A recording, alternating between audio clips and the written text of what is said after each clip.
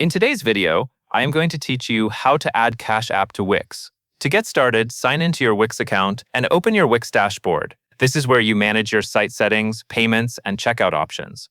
If you are already inside your site editor, you can still move back to the dashboard to access the payment settings more easily. Once you are in the dashboard, look to the menu on the left-hand side and click Settings.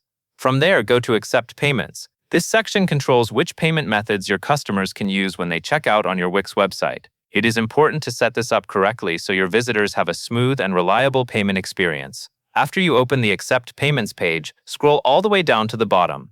You will see an option labeled See More Payment Options. Click that to view additional payment providers and payment methods that are available for your Wix store. If you do not see Cash App Pay right away, that is normal, because it is typically enabled through a connected payment provider.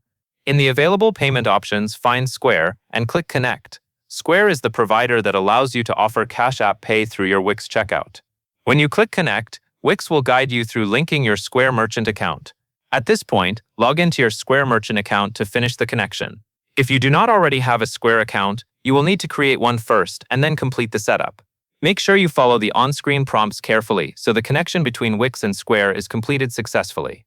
Once Square is connected, go back to your Wix checkout payment settings. Next to Square, click Manage. Inside those settings, look for the option for Cash App Pay. There should be a toggle switch for it. Turn that toggle on to enable Cash App Pay as an available checkout method for your customers. After that, Wix will save the change, and Cash App Pay should now be active through your Square connection. It is a good idea to review your checkout settings one more time to confirm everything is enabled correctly and showing as expected. That covers everything you need to know.